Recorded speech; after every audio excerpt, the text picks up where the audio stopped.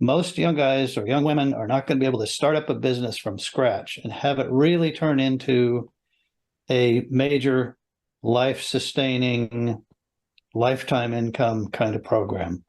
Similarly, the older business owners, men and women, if they think somebody's coming along for their small business that wants to give them $2 million or $5 million and have a job, they're also fooling themselves. And that's in between those two is where this internal succession really comes into play. This is the way I'm going to keep my business going without me having to keep it going, give this young person an opportunity, give me an income that is decent. Welcome to Get Invested on the Property Hub podcast channel, the leading weekly show to help you unlock your full self, health and wealth potential. I'm your host, Bushy Martin, and each week I go deep with the best investors, experts, leaders and founders to find out what it takes to break free from the grind, discover freedom and live by design. Subscribe now and join me and get invested in the life you really want. Let's get started. Hi, freedom fighters. This week we continue with part 2 of our great conversation with Bill Heestand. Last week we dug into Bill's own internal business succession investment journey and success story, and this week we dive into his great book on investing in insider succession through what he calls the ownership ladder, which has actually been retitled The Ultimate Career Path: How a Smart Employee Can Buy Out the Boss. If the goal of investing your time, energy and money is ultimately to create an ongoing regular cash flow income that will continue to fuel your lifestyle long term, and you're a small business owner or are a small business employee, why wouldn't you consider investing in your business that can achieve this in return for your years of hard work and dedication? It's the investment opportunity that's invisible and has been staring us all in the face because it's right under our nose and so obvious that we don't even see it. So listen carefully to discover an unrealized investment opportunity that you have actually more control over than any other. Now, before we get into it, I want to ask you a big favor that will only take you a few seconds of your time. About 72% of you that watch the Property Hub podcast don't subscribe. So if you've ever enjoyed our shows and videos, can you please do us a favor and hit the subscribe button? It helps our channel more than you know, and I promise you that the bigger the channel gets, the bigger the guests are going to get, and the bigger the content is going to get. And if you're enjoying the Property Hub and you'd like to ask more questions of our guests or our team of experts, or you want to leave your comments and feedback, just join and jump into our newly launched Property Hub Collective interactive Facebook community, where you can keep the conversation going with other like-minded hardworking Aussies in a safe place without fear of ever being sold to. Just search on Facebook for the Property Hub Collective or click on the link in the show notes, and we look forward to connecting with you and seeing you there. In the meantime, let's dive into Bill Heestand's great book. So enjoy and let's get invested. Now I want to turn to your great book on insider succession through what you very affectionately refer to as the ownership ladder, and the I think there's been a few iterations of the title, but the current title, The Ultimate Career Path: How a Smart Employee Can Buy Out the Business. So to set the scene around this, Bill, what mistakes do you see small business owners making in that regard? One of the things you said just a few minutes ago is a key, and that is you have to find a way in yourself. So you have to, I don't know a better way to say it, except you have to grow up enough to say, I need to become irrelevant to this business. Yeah. And be prepared, because I actually, even though I spent lots of time thinking about that, when I became irrelevant to the business, it was a shock to me, because suddenly these two people owned the business, and I would go into the meeting with them and I was thinking, I need to tell them this, go this way. And they were like, they were going that way. And you know what? That's a really good idea. Shut up. And so then, so that the thing I would say is you have to cultivate in yourself the rest of the interest package. If it's all about the business and your entire identity is wrapped up as the business. In my case, it was the Heestand company. And shortly after I wasn't an owner anymore, it was not the Heestand company anymore. And so to be prepared for that, to prepare it to happen, because it is the business. If you do that, the business can succeed and survive.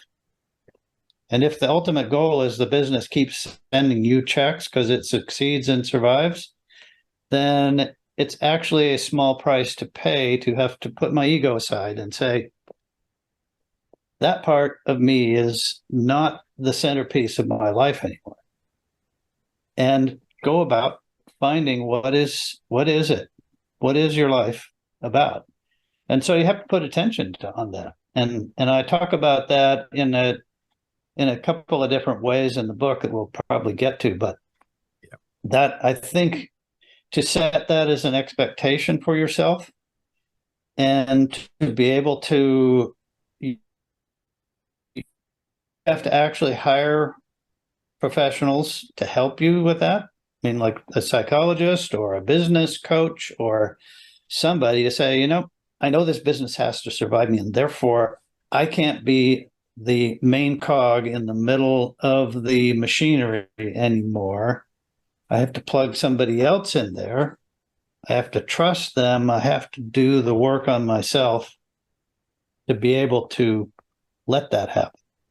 Beautifully said. It did, and that, as you would know better than I, for a lot of business owners, that's a big challenge to get over themselves in that context. But they've got to think about the long term game. What are they actually trying to do here? They trying to build an empire to their ego, or are they trying to create a lifestyle exercise that's going to fund that lifestyle ongoing and allow others to grow and prosper at the same time? I think, the shift away from the self to the, from the me to the we is a really important distinction in all of this that a lot of people really need to start thinking about and think beyond today to next year and 10 years and 20 years time, which is really key. So look, I know there's been a lot of your journey that's inspired your book.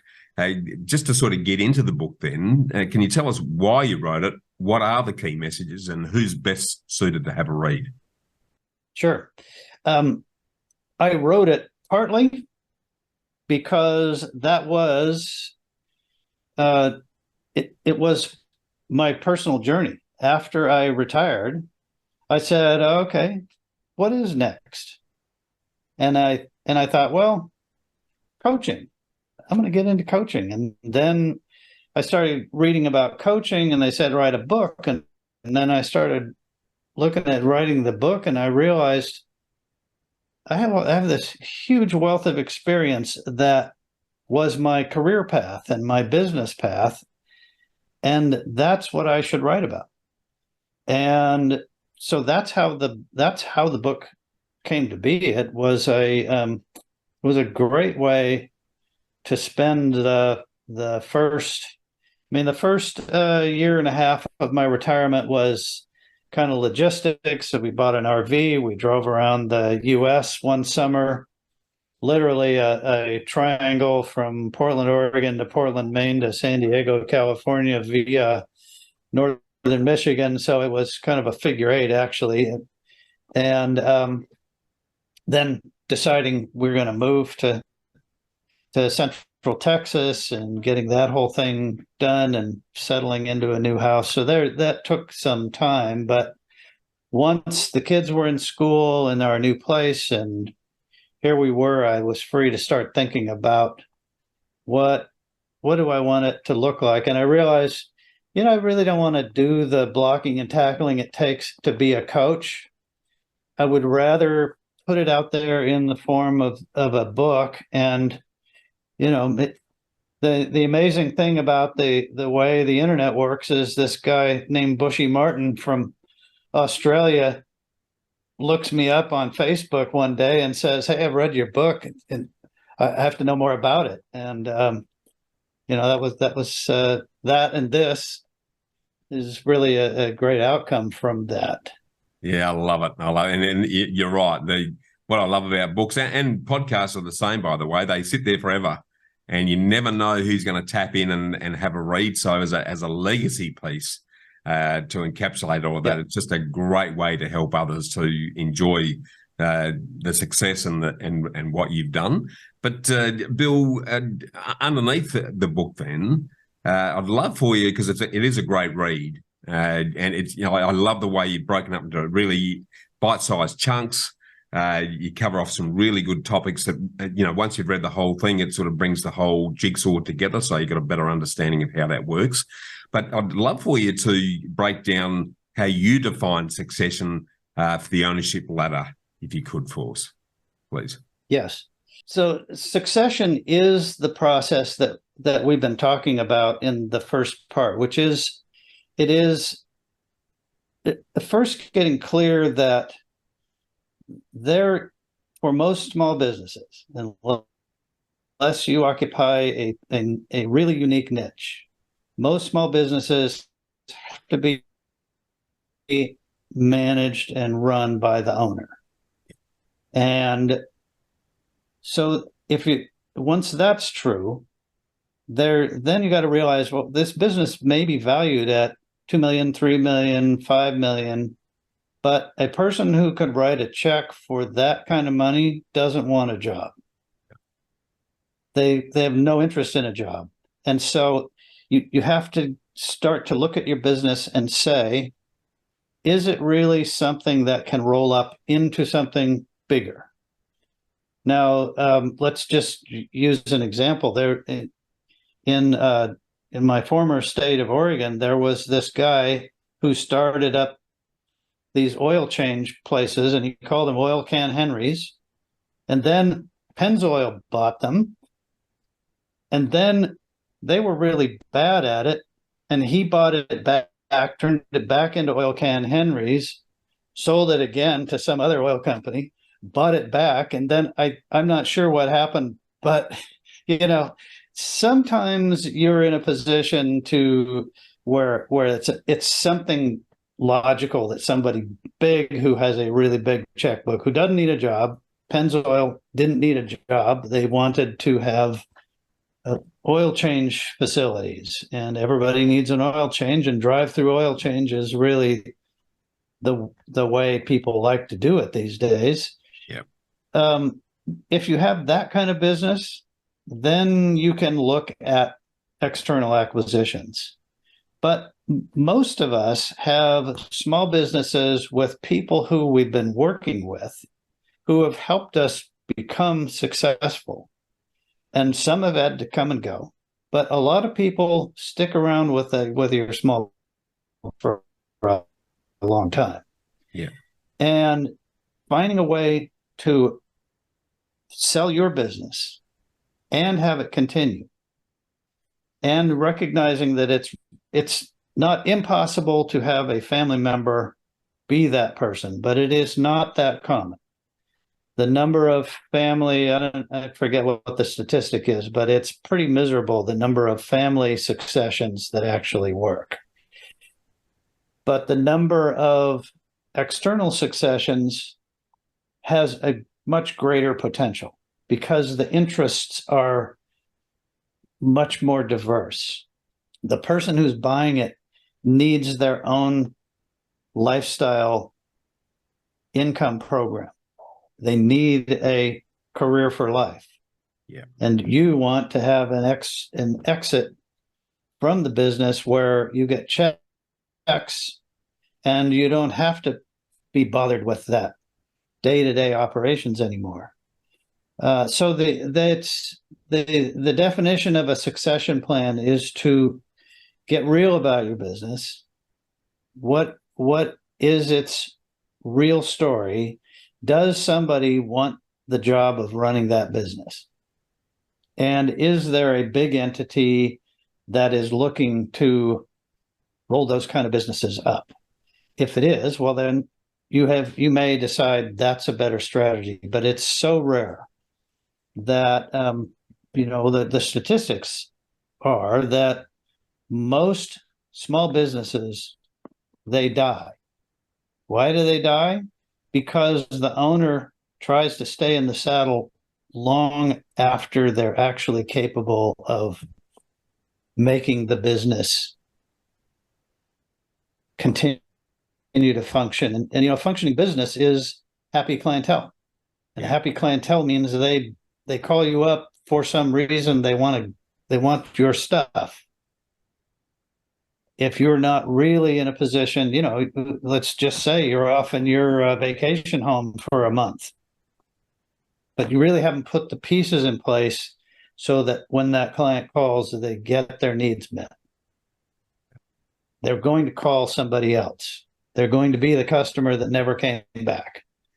And you want to keep the customers, and part of it now, it depends on the business, but in your business and mine, and in a lot of small businesses, they really are personal relationship businesses. And so it's really important to start introducing the successor, not as the successor initially, because you don't know if they are, but bringing them along in the meeting, including them in the program, and letting them talk, letting them have a role, sending them there by themselves without you, and just letting them get the experience of knowing how it really works.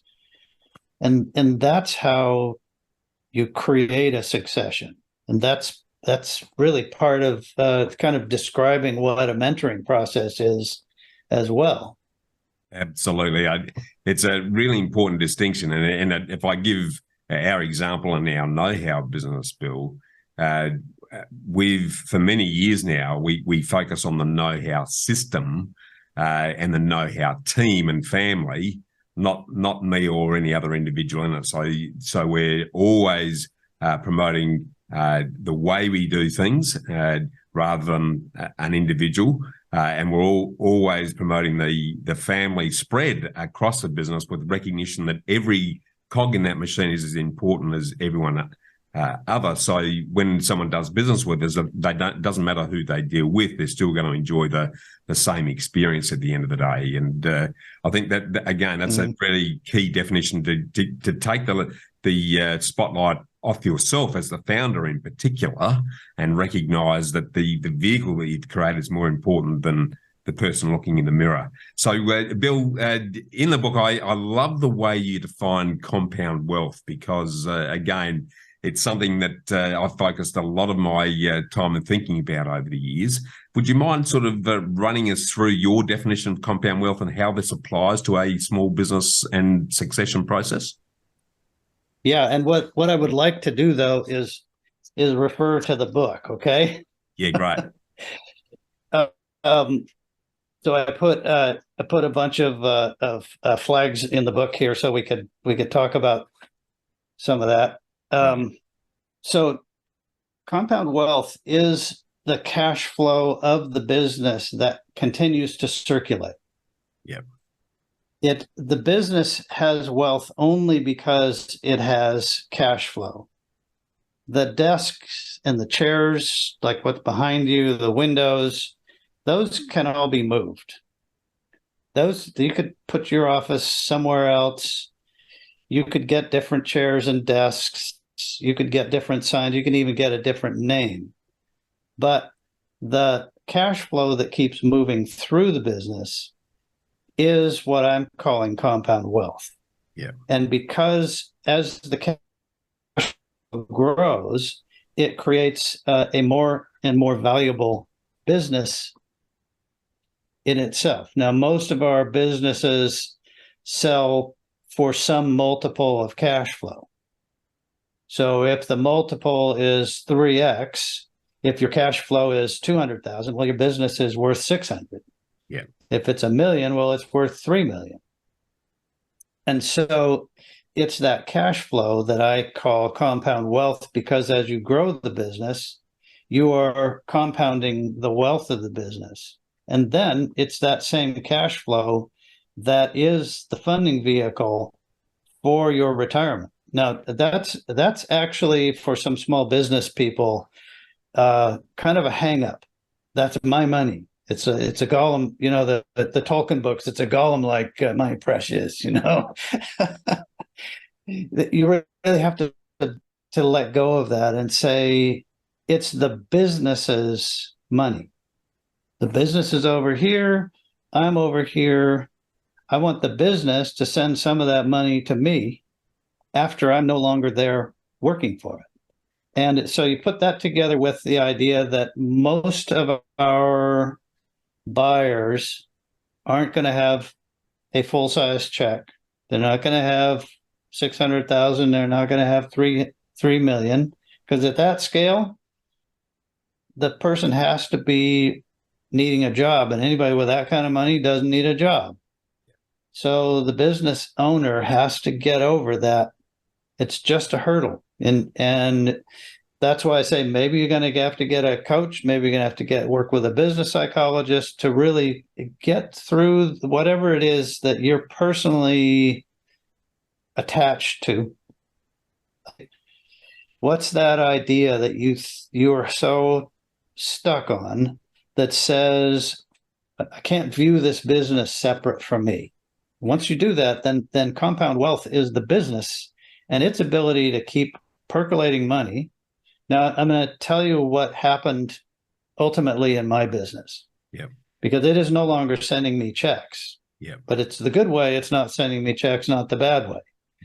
These two ladies were so good at what they did that actually and it couldn't have happened with me in place. I was too old and I wasn't thinking the new way.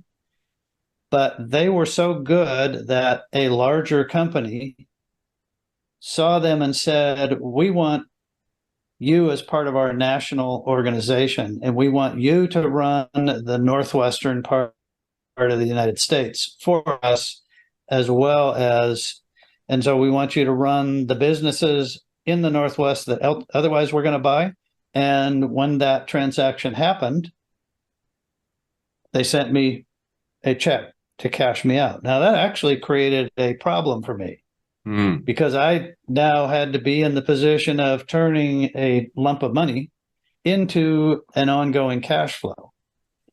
And so that's partly why it's important to also do your retirement savings on your own. The business is not your whole retirement plan. It's your government is not your whole retirement plan. You need to have multiple places from which cash flows, because the good side of that was I am mortgage free.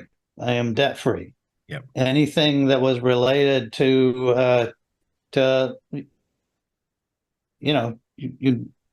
same principle. A person buying a large house generally doesn't have a check the size of that large house. So that allowed me to own my house. It allows me to fund family vacations and do other things that I want to do. So that's not it's not that typical, but because we had grown a business to be the type of diverse entity that it was, it made it really attractive when there were two owners in there who were young enough, who really knew what they were doing. So that's part of the mentoring process. You could position your buyers to actually do the bigger transaction. And I forget how many, they have 5 to 7 years of earn-out where they have to meet certain goals, but they will be ridiculously wealthy. So this is another thing of the business owner has to get over. Yeah. Somebody else may become more ridiculously wealthy than you are for having started the business and gone through the 30 years of pain to grow the business. It's just how it works out. Yeah, and Ideally, you will just position them to be that successful that they'll either keep it going for the duration of their payout to you, or they will cash you out. and I think there's the opportunity not just for the owner, but for the successionists, as I'm going to call them, because if that's given you what you want, who cares what happens to the next generation? And in fact, I think it's a blessing if the next generation does better, because it means that in terms of your legacy, you've not only assisted yourself and your family's long-term lifestyle, but you've helped grow the opportunity for others. So I just think from a mentality perspective, the giving aspect over the getting aspect is far more fulfilling to me personally than the reverse. But Bill, we've talked a lot about the owner side of the equation. I'd love for you to share the types of qualities and skills that the insider successionist needs, and what do they need to be doing to cultivate a successful business transition? Yeah, that's a bit of a trickier equation, because there's I don't think you can encapsulate just a thing. But that's part of why I wrote the book the way I did. Was it is more about teaching the successor how to get their mindset settled. Yeah. How to really have the goal and the passion and the purpose. And I actually have a chart in the book that is I'm going to flip to it here. It's on page 150, and I don't know if the camera is not going to. Well, there it is. Kind of hard to see. Yeah. But it's a triangle. At the top is goals, and then passion, and then purpose, and that's where motivation comes from. Yeah. In my estimation, and that's, if you have a motivated person, it's not because if they're motivated because they just want to be rich, that's probably a good indicator that something's not quite right. Yeah. But if they have a goal and a passion and a purpose, and that's what creates the motivation. Yeah. You can tell from that the person is somebody who has the internal goods, let's say. Yeah. To really carry forward and make the thing a success. So I think you have to, the way I frame it in the beginning of the book is, the owner should read it and then give it to the person or people that they think are those guys. Yeah. And say to them, I think this is interesting. Let me know what you think. Yeah. That's going to tell you a lot. Yeah. The ideal person, I think, is going to, a few weeks later, come to you and say, Are you serious about that? Is that what you're telling me, that you would trust me to buy the business from you? Yeah. That's the kind of conversation you want. Yeah. The person who you haven't heard from for a month, well, you have your answer. They're off exactly. They're not it. Yeah. And maybe everybody you have in mind is that one. Now, I had a person locally here who was a friend in my one of the ways I fill my retirement time and have fun with is I'm in a Toastmasters club. Yep. And a woman in the Toastmasters club, I was talking a lot about this book early on as I was writing it and then doing speeches on it. And she said, I have this business, I really need to do it. And so we talked about it a bit, and she presented it to her employees, and they were like, no, we're scared. So that too is your message.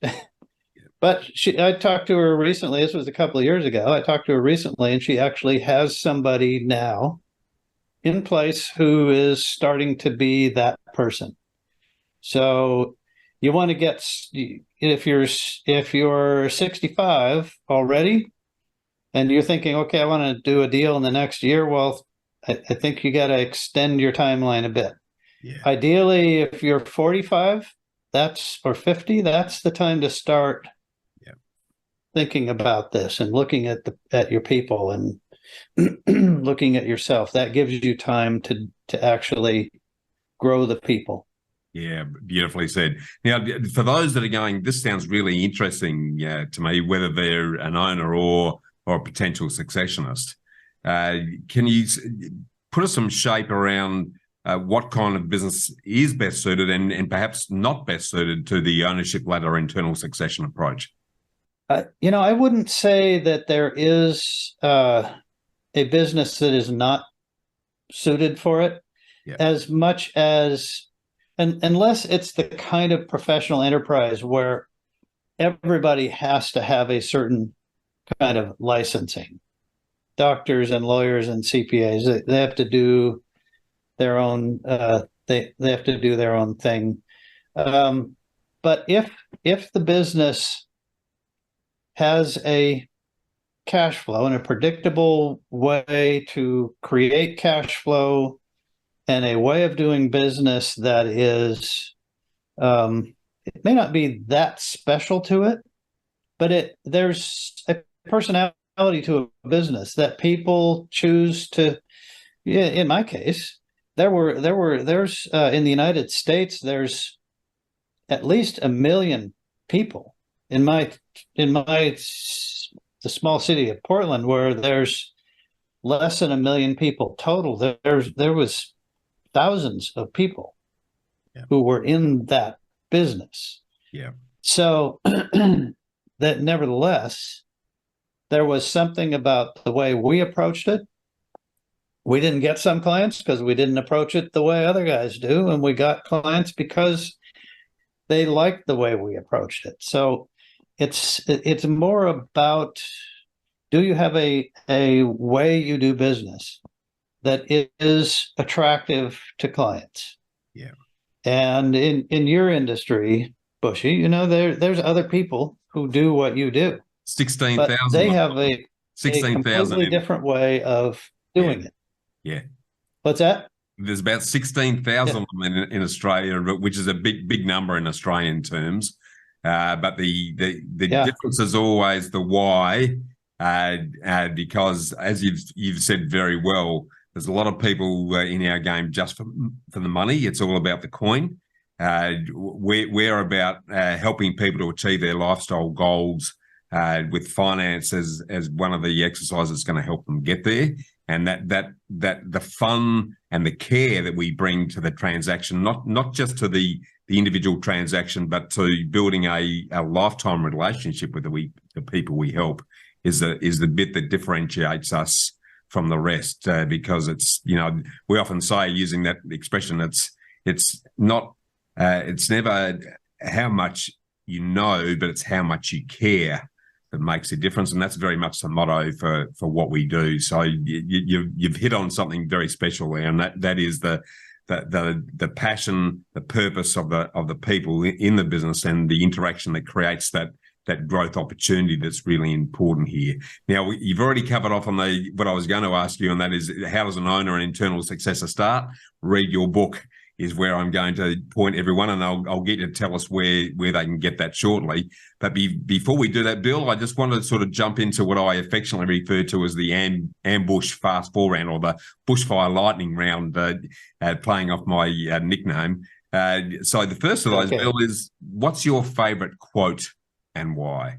Okay, well, one of I mentioned Tony Robbins early on, and he had the early iteration of podcasting, and he sent out CDs once a month for quite a few years, called Power Talks. You can still find them around. He interviewed a lot of people. One of the people he interviewed was Deepak Chopra, who had a process of creating wealth. And what he said was, have the desire, release your attachment to the outcome.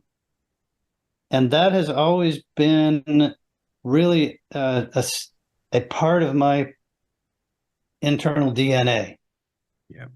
Because, and especially in this kind of approach, an attachment to the outcome is, I would like Mary, in my case, on January 1st of, 2017 to be exactly here. Well, we're humans. We're having this experience that has all kinds of twists and turns, and we got kids, and kids throw us a lot of curveballs we got to respond to, and business events and world events happen. So if that idea of having that desire to transact my, have a successor, buy my business, be retired with the business supporting me, that's the desire. Yeah. The attachment to the outcome has to be, you have to let it go.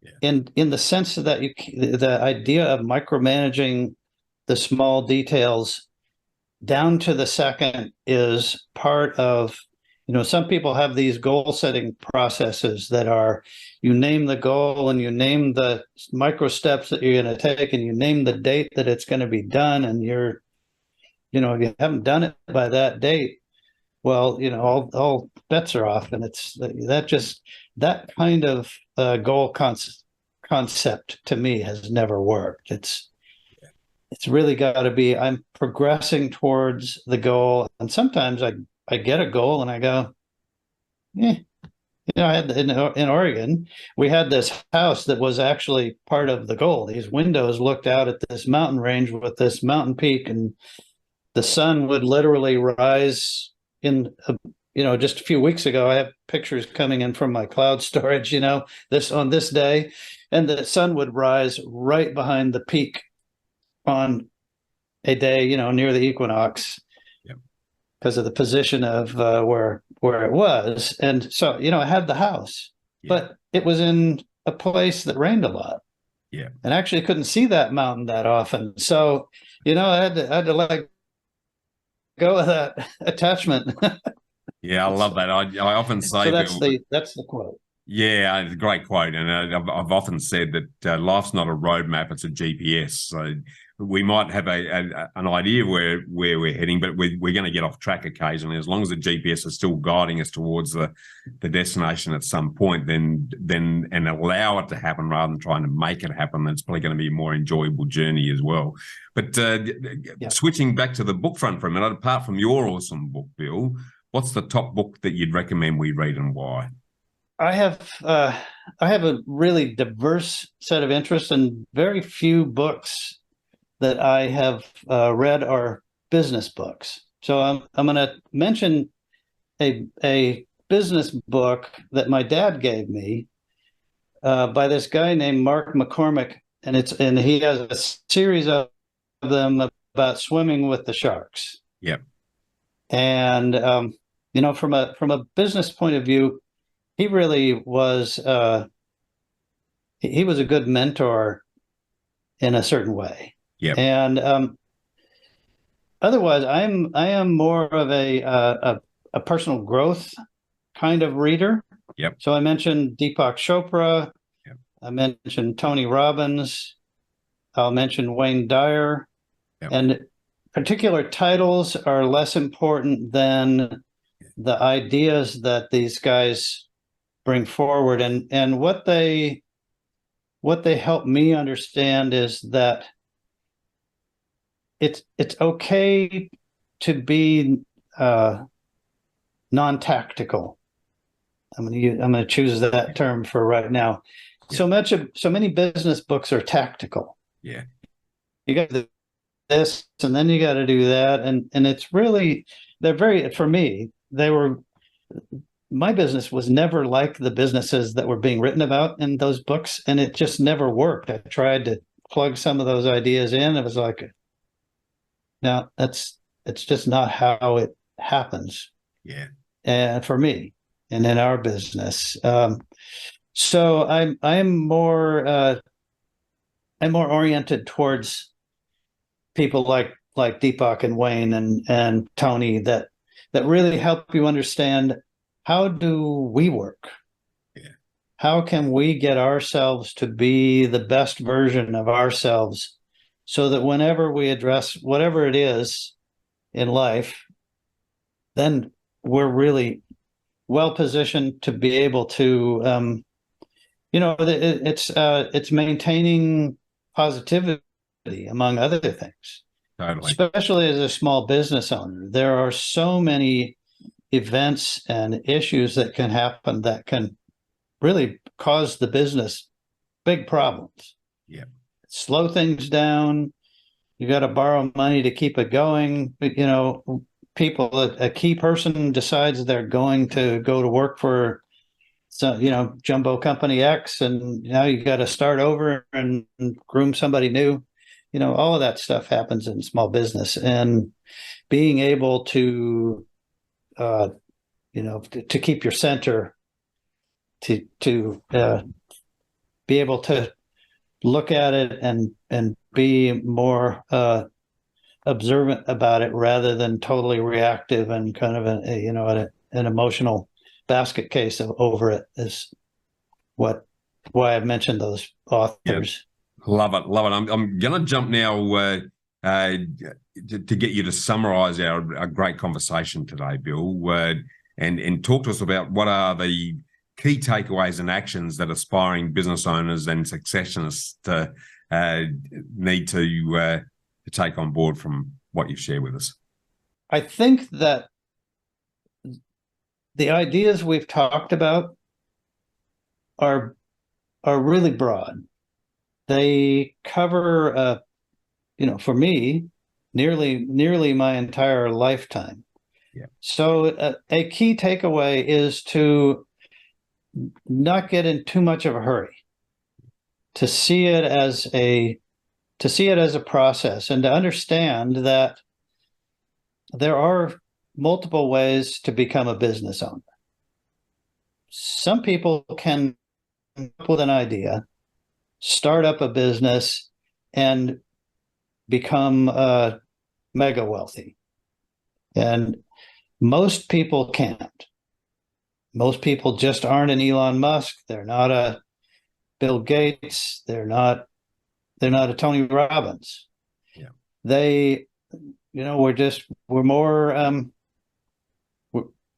We just don't have that big of an idea that we can share with people, that move people to, come along with us and make us, the top of the pinnacle.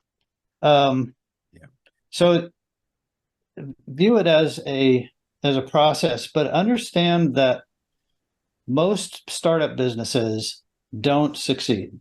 Yeah. And most small businesses don't survive. Yeah. And that's a big reason I wrote,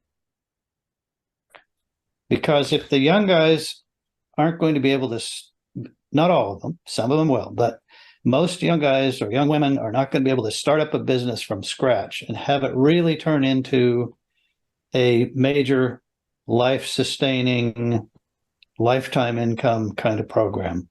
Similarly, the older business owners, men and women, if they think somebody's coming along for their small business that wants to give them $2 million or $5 million and have a job, they're also fooling themselves. And that's in between those two is where this internal succession really comes into play.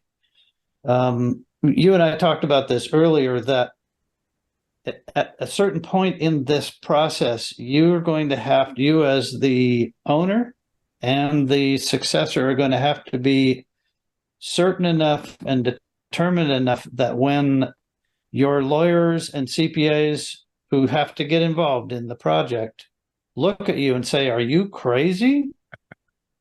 Go find a buyer. Go find somebody with a big check." They're not really dealing in reality. Absolutely. And so you have to be determined to say, no, this is what we're doing, because this is the way I'm going to keep my business going without me having to keep it going, give this young person an opportunity, give me an income that is decent. So in that, the owner has to be realistic and say, what can the business sustain? Because the person who's going to get the job that you had, they got to have a good income. So if you're taking too much out of the business and they can't have a good income without selling double what you ever sold, why don't they just go start their own business and sell half of what you ever sold, and they'll be happier, and you won't have a successor. So your income program has to fit into the business's financials. Yeah. And it has to make the new owner really happy. Yeah. Because a really happy new owner is not going to want to blow that up. They're going to want to make it so that they're happier. And the way they can be happier is to keep paying you what will ultimately, hopefully, turn out to be a relatively small amount of money to them. So as the business owner, your goal should be the person you're growing is actually better at the business than you ever were. Because if they are, you're successful doing nothing or whatever you choose to be doing, and they're really happy. Yeah.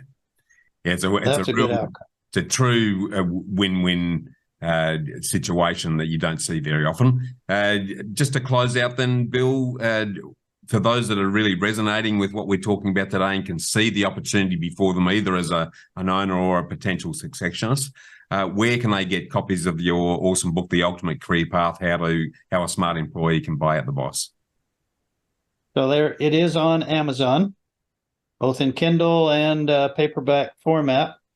So I believe the link is in the show notes. Yes. In Australia, if you happen to be listening to it elsewhere, you go onto your local Amazon, and if you put in my name, Amazon is funny. So some of the original titles of the book that didn't move as well as this title still show up, and then it says it's out of print. And so, but if you put my name in, or if you put in how a smart employee can buy out the boss, you will find it. I got to also mention a guy I met in the process of promoting this book, wrote a similar book, and I encourage you to read it. It's called Hire Your Buyer. And now I can't think of John's last name. Mills. But John Mills. John Mills. Yeah. Canadian guy. Similar notion, a bit more tactical, I think, but between the two books, you can really get a clear idea as the business owner. And if you are an employee who says, I'd really like to get my owner to sell me this business, getting yourself educated, especially on the statistics around how many small businesses there are, how few actually successfully sell. That's clear. That's key, because you can educate your owner to the reality that you're probably their greatest, best hope. 100%. Beautifully said, Bill. We could talk for hours on this subject. I'm very honoured for you and humbled for you to come on the show. I'm really going to encourage everyone out there who's thinking about this, because we're all spending most of our life working, so we might as well be investing in it and generating wealth and creating a income for life. So really encouraging people to start thinking about the opportunity that's right in front of them. And Bill, I want to thank you for sharing all of your wisdom, and keen to keep the conversation going. I really enjoyed sharing it. It's fun to have written a book and have it a few years later discovered in Down Under. I'm going to say anecdotally, one of my enjoyment pastimes when I'm watching sports is to watch Aussie Rules football. Brilliant game. I love it. I'm not going to mention any teams. I don't want to make anybody mad. No, it is a great sport. We live in a great country. I've spent a lot of time in the US as well over the years, and we're very similar in a lot of ways. So we're very keen to maintain the conversation and keep digging into the subject. And again, thanks for joining us on the show today, Bill. Thanks very much. Thanks for tuning in to Get Invested on the Property Hub podcast channel, your home for property investment insights and inspiration. And don't leave yet until you've taken the next step towards living by design by getting my award-winning book, Get Invested, absolutely free when you sign up at knowhowproperty.com.au or bushymartin.com.au. And finally, make sure you subscribe to Property Hub to get your weekly dose of Get Invested inspiration, along with every episode of Realty Talk, Australia's leading property show for red-hot property investing news and insights, direct from industry leaders and influencers. Remember to always get invested in your knowledge, and I look forward to seeing you next time.